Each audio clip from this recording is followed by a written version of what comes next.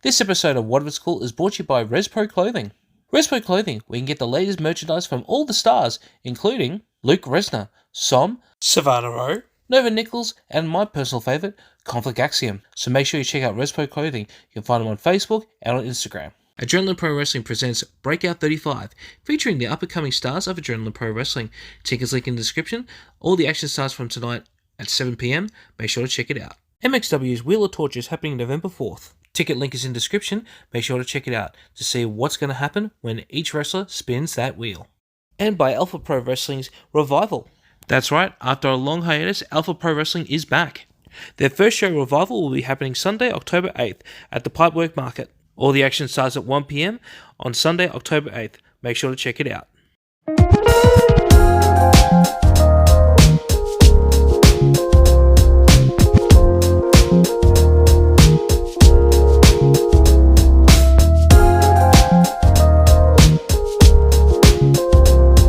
Hello and welcome to another episode of What If It's...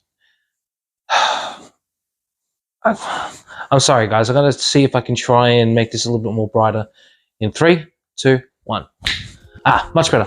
Hello and welcome to another episode of What If It's Cool, the show where we talk about anything and everything that is cool in the world today. I am not so gloomy, Daniel Paul Crow, and in this episode I have an interview with The Grey. We talk about how they came together, their ambitions to take over the Victorian pro wrestling scene, and what they find cool, because I didn't expect that. So sit back, relax, and enjoy The World Is Not Black and White with The Grey. Boys, thank you so much for being part of the show, and not kicking my head in, because I know you guys have demanded to be on the show and to give you some time to be on the show, but welcome on the show. Firstly, Manos, you and me go way back, and I think it's a bit of a shock because I've known you always to be a very happy and friendly guy, and then all of a sudden you've shaved your head, you've changed your name. What's happening? Well, times change, and the industry changes, and people change, and it's especially been the case over the past few years. What are the events that's led you to this massive change? Ever since lockdowns, ever since the pandemic, the industry has really had the carpet pulled out from underneath it, and a lot of stuff has come out, and a lot of people are seeing things how they are, and everybody wants to hide who they are, who or what they're doing, or what kind of real people they really can be. And I'm not going to hide that. I'm just going to force people to accept that this is the world that we're in now. All right. Well, what brought you guys together? Originally, it was supposed to be by necessity. We were supposed to be just thrown together as, hey, let's just bring the three of you in as a group. And originally, Hugh wasn't involved in it. It was originally someone else. That's right. Who was the original person? Zuzu the Clown. And what happened there?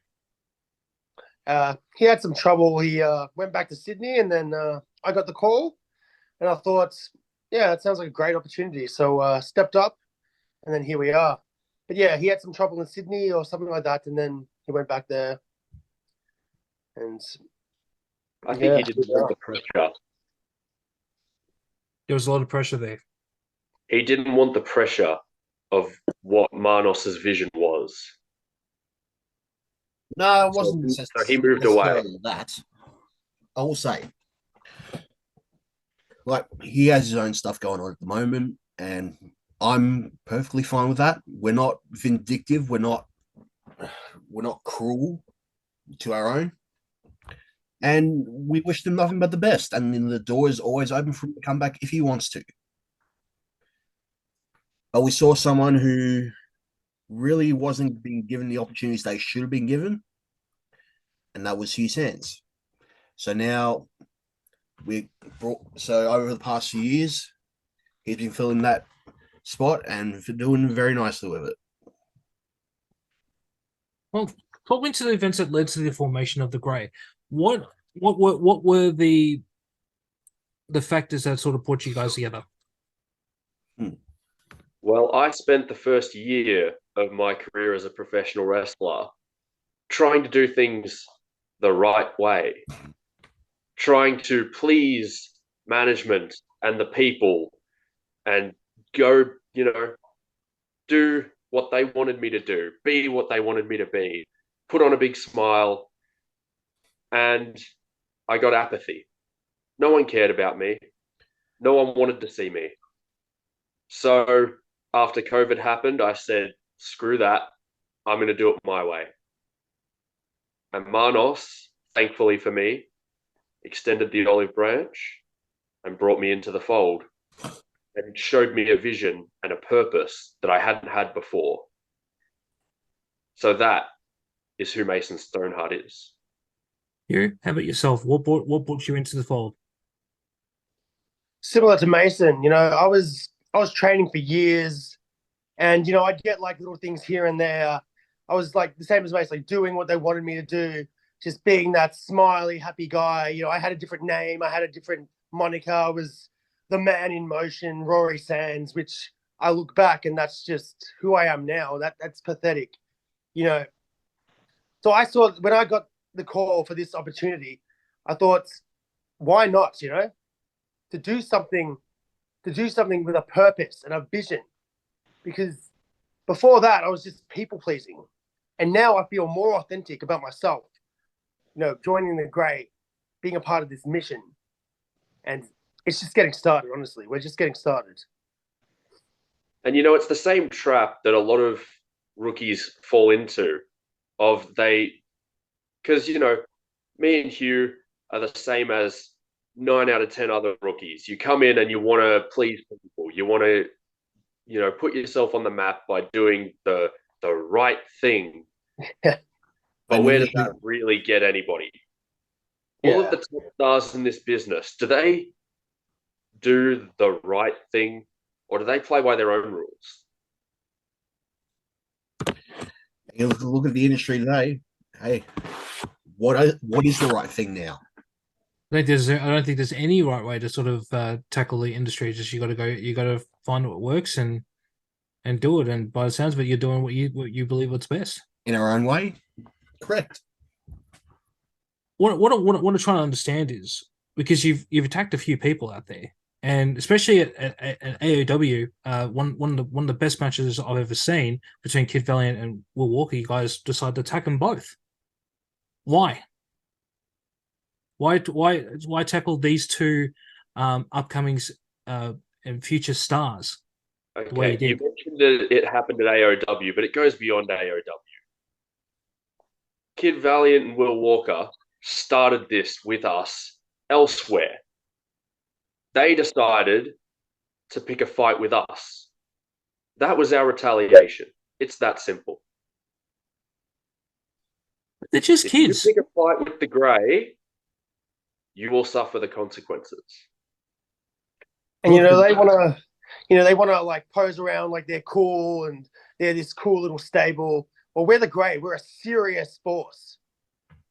So we showed them like, with all their cool monikers, all that stuff. Well, we're the Grey. We're serious. And that's what they get for that. I look at it this way.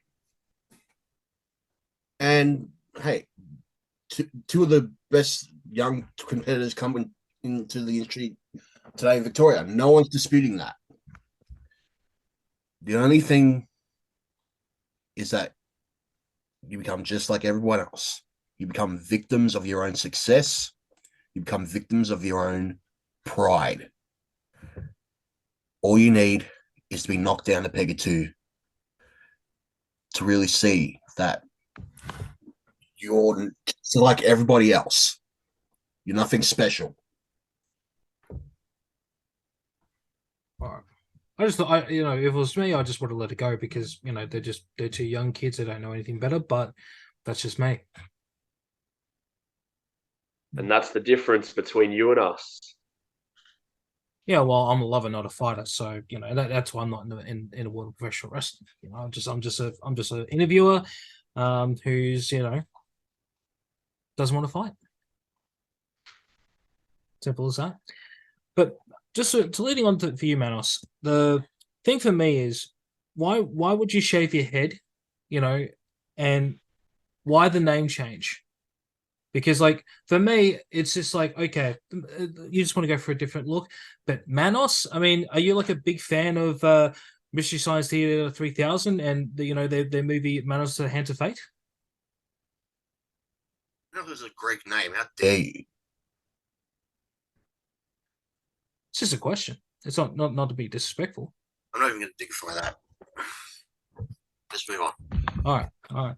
I'm sorry if I touched a nerve. I'm sorry I touched a nerve. All right. Well, what? Talk me through the name the Grey. What's the definition of it, and what does it mean to you, all three of you?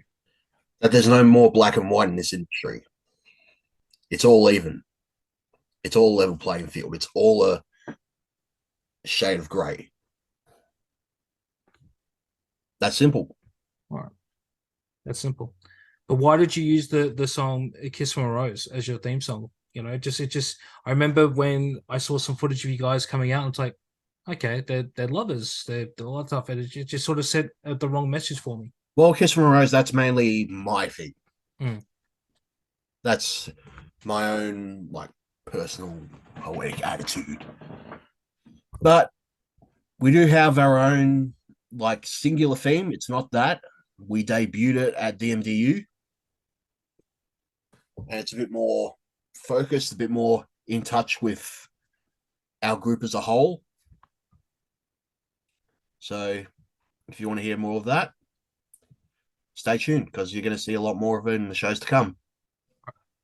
We'll check that out. Now, I want to talk about this little feud that you guys had with the John Stop faction, my boys, John Stop Action and B Squared. What started this? Like, why is there hate between you guys? Because, like, you have three very fine gentlemen, and just happy-go-lucky guys. Are you just picking on them, or are you just just want to make a statement? What's going on there? Oh, I'm going to stop you there. We were doing nothing wrong. They challenged us, not the other way around. And Mason wasn't there because he was busy with other stuff. So me and Hugh had to take the brunt of it. That second time around. Mm. That first go, hey, we threw a challenge out to anyone who wants to step up and face us. They just happened to do that. That's the problem with people like that. They don't learn. See, we've fought them how many times now? And they keep coming back for more. We have another match with them at Alpha on the 8th of October. So I don't know what their problem is with us, to be honest. Don't even get me started on Alpha, because I've got my own personal stake in that, as you two know. Oh, yeah. Oh, yeah. Yeah, you got history. So, look, if John Stop and B Squared want to be the sacrificial lambs for that statement to be made, that's on them. But hey, I will say this. The last few times we faced them, it was on their home turf. Not the case this time. But you guys didn't win on those occasions. Well, we didn't win, but I feel we taught them a lesson. And don't worry, we will. When we have this match in Thomastown at Alpha Pro Wrestling, we'll learn, like, once and for all. Yeah, that will be. It's not about the small battles. It's about the war. If they want to start a war with us, it doesn't matter who starts it and who wins the little battles, because we win the war. Exactly. But Manos, you just said something. You got something in the works with Alpha. Can you elaborate on that, or is it really hush-hush at the moment? I'll put it this way. Who was the last Alpha Pro Wrestling heavyweight champion? Well, it was Manos, but what more do we need to say? It's more of a personal stake. You'll find out soon. All right. Well, moving on from that, what is your plans for Victorian, if not Australian wrestling as a whole? Take over. And make a name for ourselves everywhere, so they know what we're about. We are the Grey. We're an unstoppable force. We're gonna go to. We've already invaded Sydney, and then we're looking to do like Adelaide soon, very soon. So yeah, we're looking to go all around Australia, and then probably even beyond that. To be honest. Well, I wish you guys luck for doing that, and I hope everything goes well for you, and there's no hurdles in the way. And to punish those who feel that they are better than everybody else. Like I said, it's an even playing field now. No one's holier than others. No one's bigger than whoever feels that they're above everyone else. Yeah. It's the problem that no one wants to address, especially in Victorian pro wrestling. It's the attitude and the complacency of those who are in those spots that people like me and Hugh were trying to people please to try and just get scrapped. Just get scrapped from those people. Get those little crumbs, Well, now we're not going to ask anymore. We're not being nice guys anymore. We're going to take what we deserve. That is the mission statement. And who knows more about that than me, because I've been doing this for over a decade. Well, let's talk about your individual career so far. But Manos, how did you get into the world of professional wrestling? I knew about Australian wrestling through connections. There was some people that I went to school with that were going overseas to pro wrestling for training, and I figured, that might be something here locally. And so I looked everything up. I looked through different websites and stuff like that. I noticed about PWA. I noticed about PCW, and saw a couple of NAW posters as well around my area. But because of studies, I wasn't allowed to go to the shows like this. And the first actual show that I went to was Wrestle Rock. And the main event for that was Mad Dog versus Jag for the Wrestle Rock title. Right. So, yeah, this is going way back, but it was like what, 2006 or something? Yeah, 2007. Oh, right. Yeah. And after that, getting officially into training was with PCW in early 2008. And that was when they were having their training school up in Clayton. And at the same time, they were filming for a movie. That movie was From Parts Unknown. Oh, with Daniel Armstrong. Yes. And that went on for a few months, but then PCW went on a bit of a hiatus. And I learned about Alpha Pro Wrestling through some of the people at Wrestle Rock. There was a school that was running up in Campbellfield, so I got into contact with them, and things just went from there. Beautiful. Hugh, how about yourself? Happy at times, of course. Yeah, of course. Hugh, how about yourself? For me, it's been quite a long journey. I'd say very unconventional, because I originally started, I would say, I think it was maybe 2015, 2016. I did a year or two at one school, and then pretty much stopped after that for maybe 2 or 3 years. And then I'd say my official big comeback, where I kept things consistent, was 2019. So from then onwards, 2019. And then I would sort of debut the next year for NAW. And then obviously after that, COVID messed that up. So nothing until basically last year with the Grey.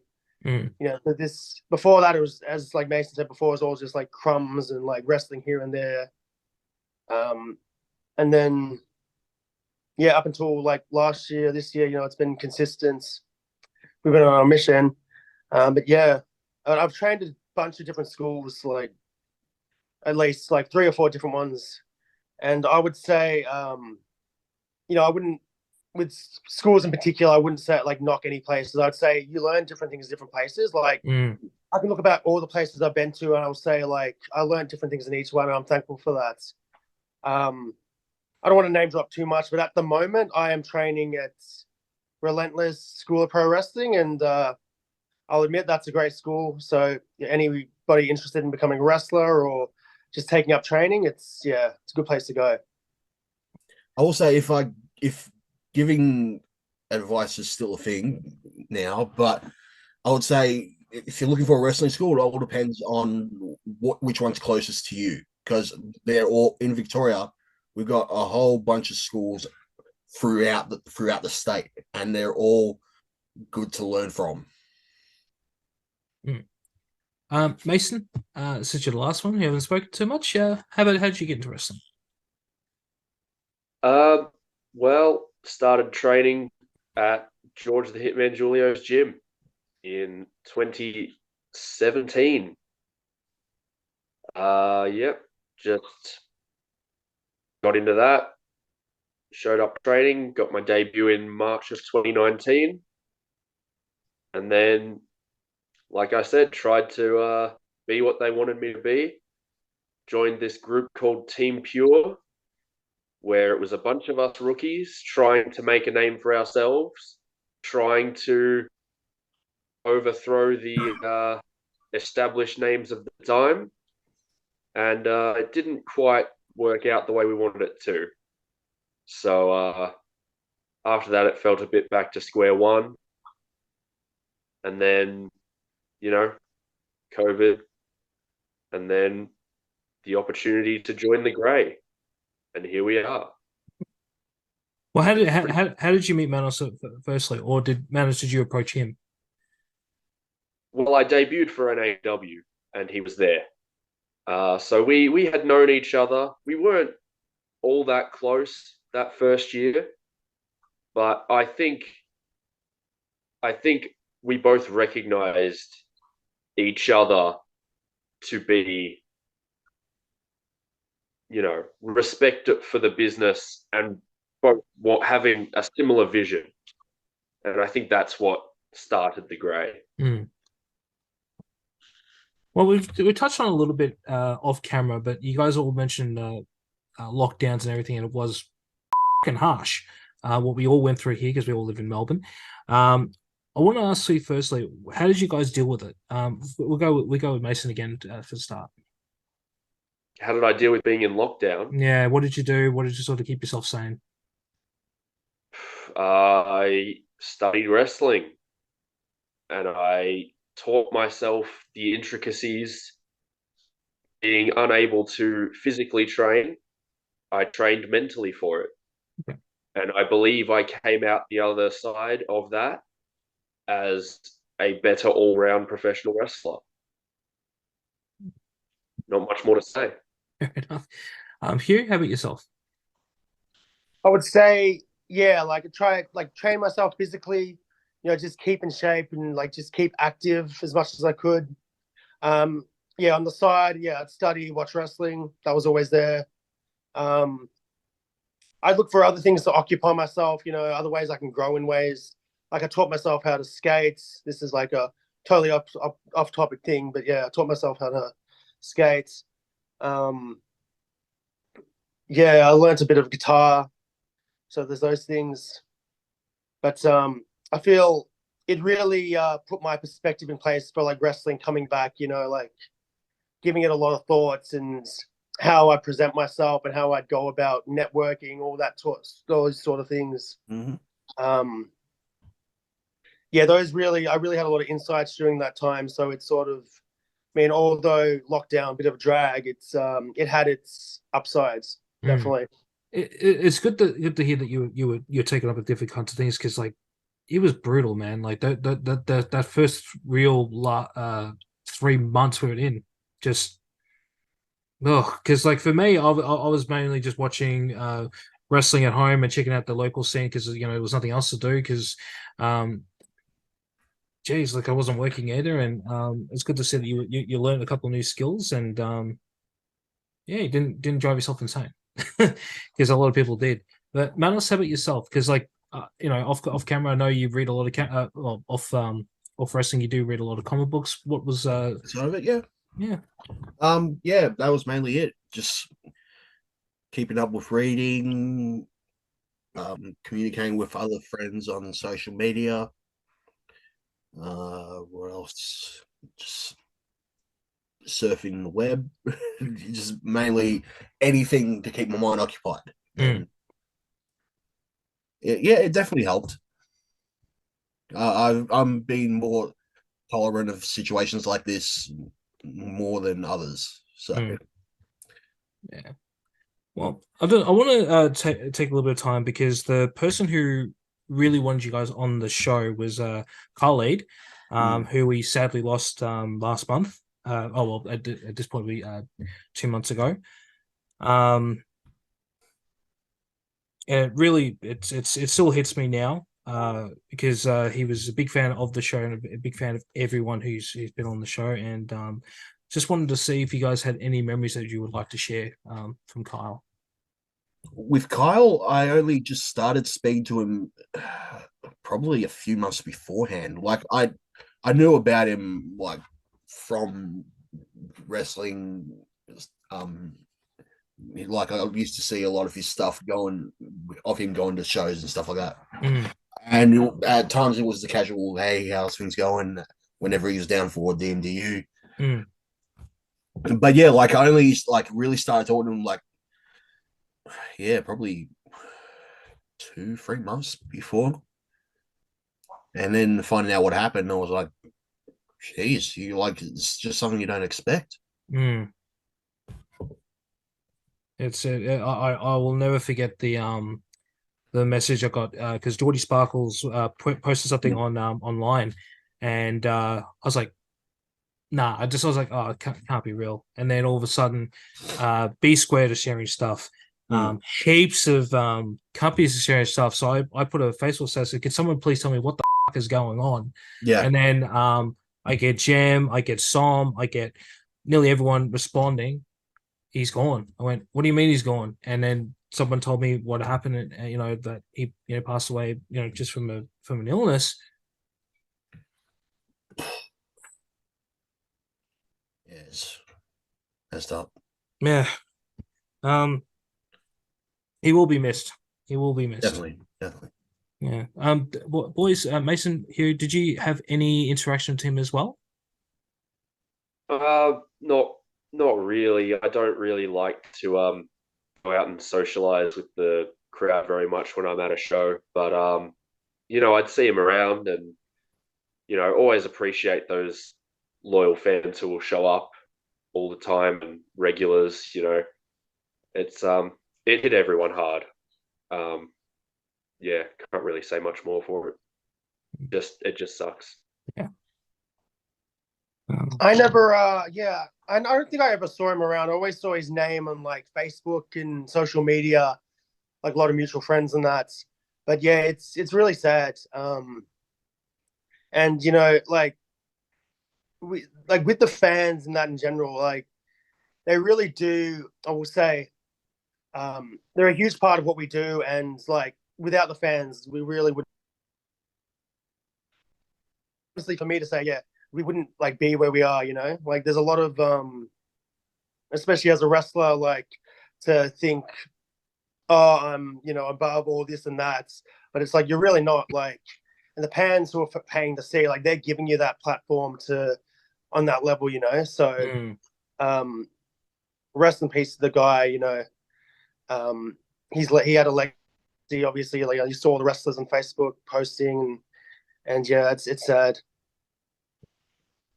Well, Carl, and for his family, may you rest in peace. And yeah, I hope you're enjoying this, buddy. I really do.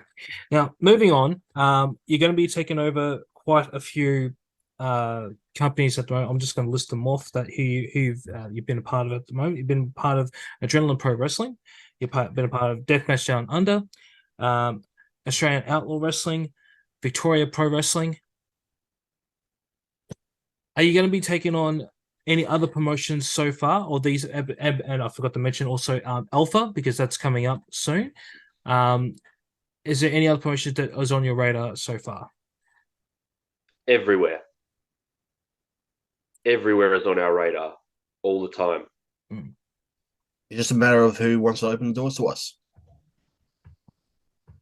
Well, who is on your radar that you're looking at to maybe even to recruit? Is there besides obviously Zuzu, is there anybody else that you could see joining the Grey? There are some names of interest, Yes. without naming any of them. Okay. All right. Well, we'll leave it at that because obviously, we want to see what's going to happen on with all you guys. Yeah. In light of what Mason just said, it could be anybody. Yeah. Could be anybody that's watching this. It could be someone in the locker room that we already know. Could be the interviewer. You never know. Keep your eyes Could be peeled. anybody.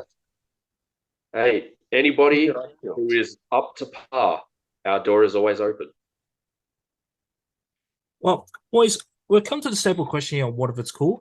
What is something that you find cool that nobody else does? We'll go with Manos first because we were talking way before you gentlemen joined on. So the floor is yours.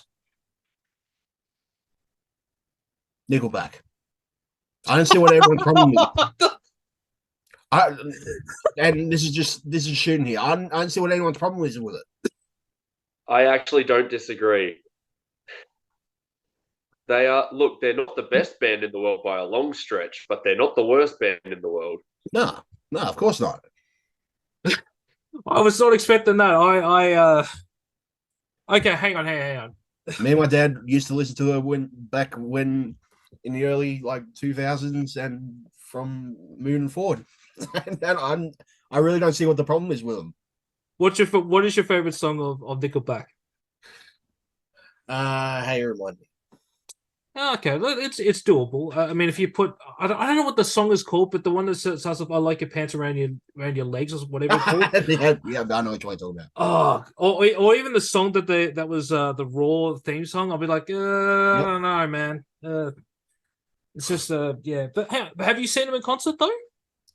No, that's one of the things I want to see, but definitely, yeah, who knows.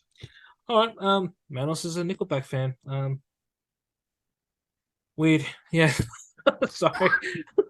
I did not expect that, dude.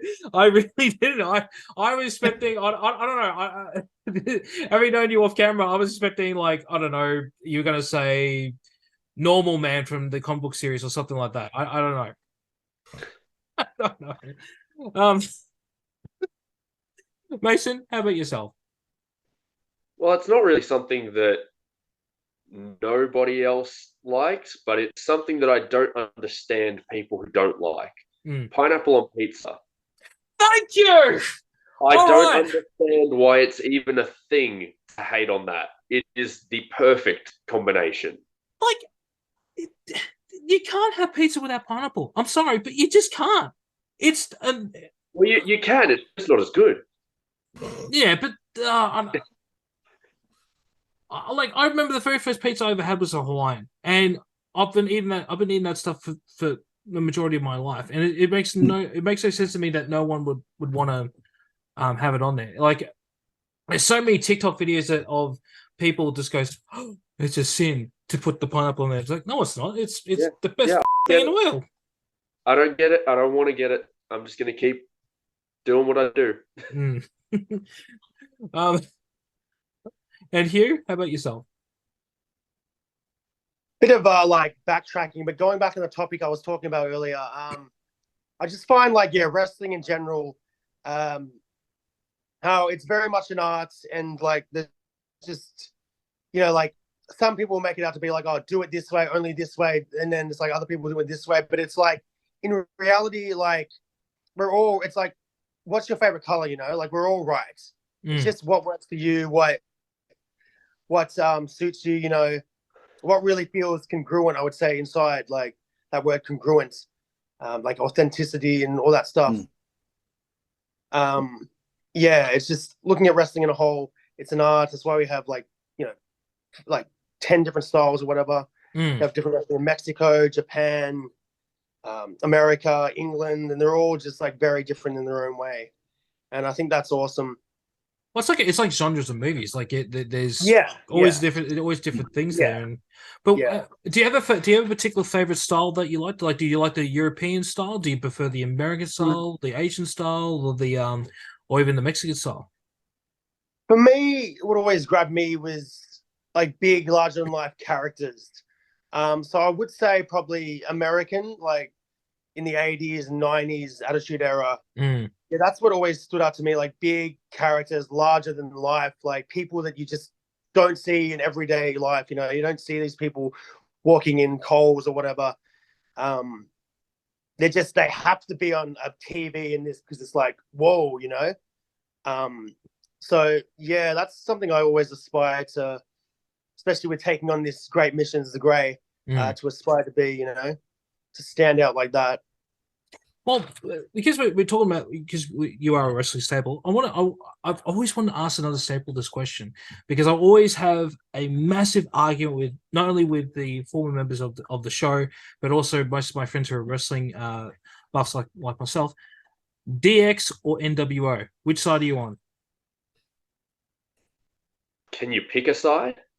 Oh yes, you definitely can pick a side.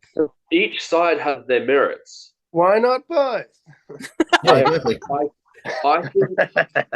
I think my argument would be NWO was more successful in a shorter time in terms of it lit the entire wrestling world on fire. Yeah. And turned everything on its head. But DX had the staying power. NWO got stale. DX, I mean, it still got stale eventually. Yeah.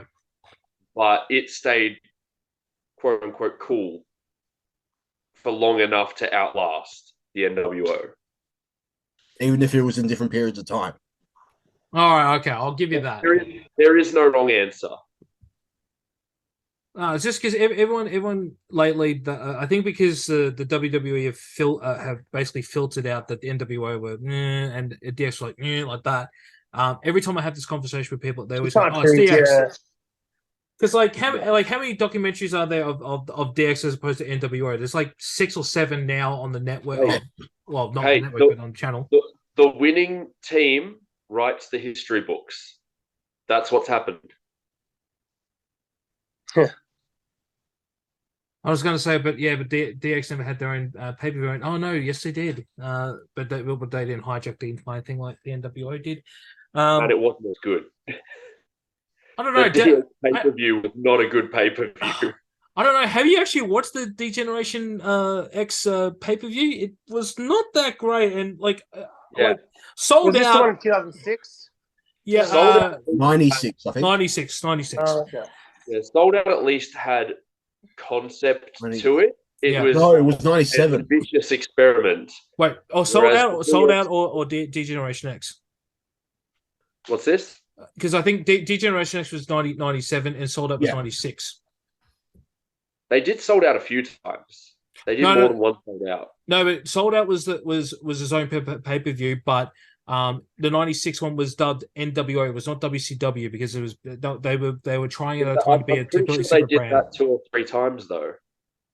Being NWO. I think it was NWO versus they made it an NWO pay per view at least 2 years in a row. Oh, okay. This is why I need Harrison Canero to correct me because he's a walking knowledge of wrestling. I'm just picturing him in my head screaming like, "Dan, you should know this." I'm like, "No." You want JXT? He's the WCW nerd. Yeah. Yeah. Well, get heat for saying that. Hey, because Manos, you grew up. Did you all grow up in the Attitude Era / the Monday Night Wars era? Not really, actually. More so the Ruthless Aggression. Yeah, Ruthless Aggression. But I did watch a lot of the Attitude stuff in WCW. Yeah, during that period of time, it was mainly like I watched WCW on and off, like throughout that whole Attitude Era. Yeah. I think I'm the only one that I know that was actually still watching WCW up until 2000. I think it was mid 2000. I think because like I was still enjoying it. It's just it wasn't the Finger Poke of Doom that really started anything for me to stop watching. It was actually the a bit before it was when Scott Hall was vomiting on camera. But what made me stop was actually when they formed the new blood versus the Millionaires Club. I thought that was the stupidest that was a thing mess. ever. Vince Russo. Oh, we could do a whole episode about Vince Russo, but this is not what this show's about. We don't Oh, shit on we'll have. people. Yeah, we don't shit on people. This is like, even though he's a little bit, we don't do that here. Not on one of its calls. I wouldn't completely like shit on him. I'd say, yeah, like he's got He a just lot has of good upside ideas. to him, but in a like an unconventional way, which is He cool. did have good ideas. He needed a filter though. Mm. Yeah. I will say this though, like the one thing that everyone seems to shit on, and I thought it was good for publicity, but it just lingered on way too long. It should have been only a week. David Arquette now. Exactly. It was good. It was good. It should have been only 1 week. He had it, and then he lost it. Not, what was it, 2 months he had it?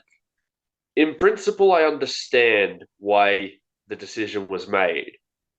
But when you're talking about what was at the time the most prestigious belt in the history of professional wrestling, I think it has to be called a bad decision. Yeah. But then again, I mean, he got his own.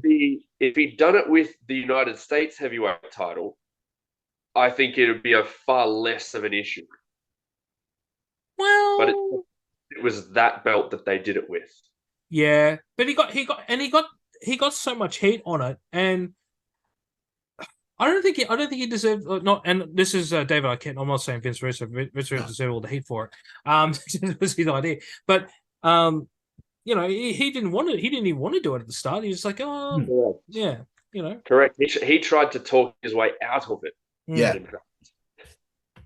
Like if you guys ever watched that documentary, You Can't Kill David Arquette. Far out. There were so many things I learned about him during that time, and such a great movie just to see how he's trying to legitimize himself and show the other side of this great sport that you guys are involved in. And man, I have a lot of respect for him, and I would love to have him on the show if he has ever time. So David Arquette, if you are watching this or listening to this, we'll be in touch. Cool. Yeah, I hope to have him soon. But the Grey, I am very, very excited to see what's next for you boys. And I can't wait to see you at Alpha Pro Wrestling. Do we have any dates so far that we can announce? The 8th and the 15th of October. Beautiful. All right. Well, where can we find you on all your socials? We'll go with Hugh first. Where can we find you, man?